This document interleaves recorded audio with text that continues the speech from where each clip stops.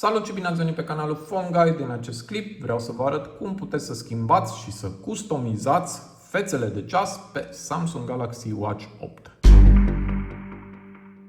Aici am ceasul Galaxy Watch 8 și un telefon Galaxy A36. Dacă dorim să schimbăm fața de ceas, avem două variante. Prima, să zicem, este de pe telefon. Mergeți la aplicația Wearable și aici avem foarte multe fețe de ceas. Puteți să alegeți care îți doriți și să o personalizați și să o setați.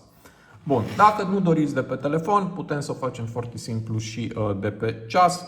Ce trebuie să facem este să apăsăm lung pe cadran, iar aici glisăm spre dreapta și dăm adăugare față de ceas. Iar aici avem o multitudine de fețe de ceas. Bun, mă voi opri la primele. Avem două fețe noi, Classic Sport și Heritage Classic. Să zicem, o aleg pe cea de-a doua și aici putem să o și personalizăm. Apăsăm pe personalizare. Iar de aici, dacă glisăm în jos, putem să schimbăm indexul. De exemplu, putem să alegem cifre romane, glisăm spre dreapta, putem să schimbăm fundalul. Pentru aceasta glisăm în jos, putem să alegem, de exemplu, și o poză. Ok. Dacă mai glisăm o dată spre dreapta, putem să schimbăm stilul, ceva de genul. Iar acum putem să schimbăm și culoarea. Mergem în jos și alegem culoarea care ne place.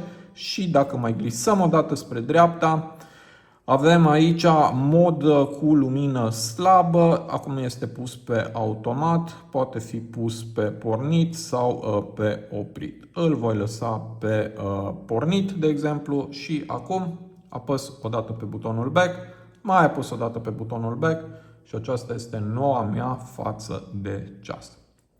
Bun, deci, după cum vedeți, este foarte simplu de schimbat și de customizat. Dacă nu vă place, puteți să o schimbați, puteți să reveniți la prima față sau puteți să alegeți alta.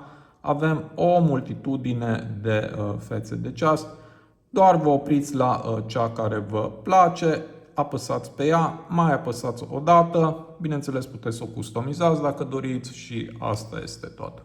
Acesta este clipul meu pentru ziua de astăzi. Spuneți-mi cum funcționează pentru voi. Sper ca să vă fie de folos acest clip și ne vedem la următorul. Să aveți o zi faină!